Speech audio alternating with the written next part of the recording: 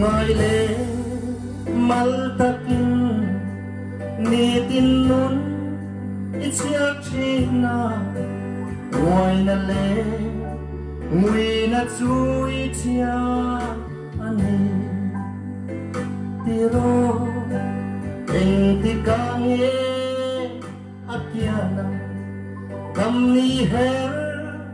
le ang mo ma se bridom su inui le nghe ya i tam le nghe do ít le thấy nghe ya su gì akia nga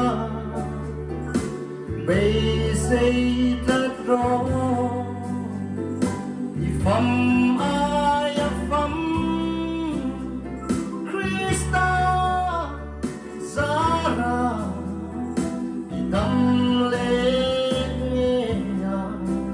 oh i nghe ya bay say tu re lova riak mo mal kat ang le sirvaten kham ram be ko her ang i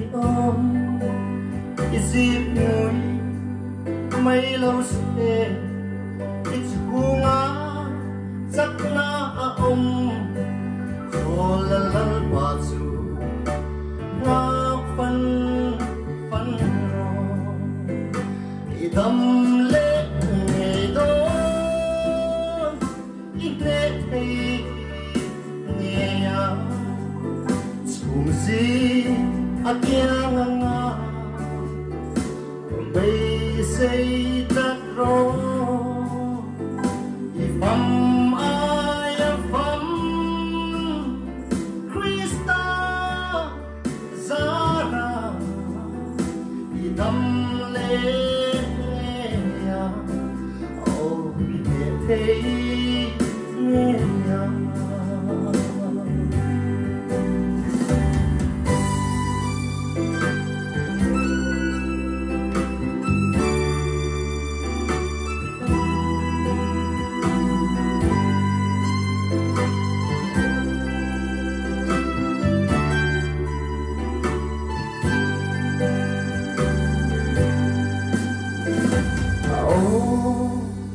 lu asin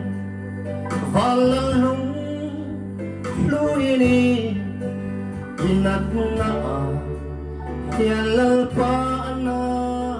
veti asin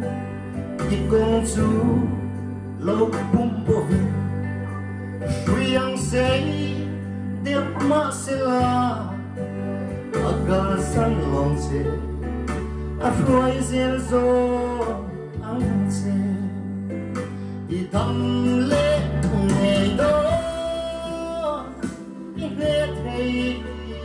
nghe ya sum si akyang nga bay say thật rõ ifam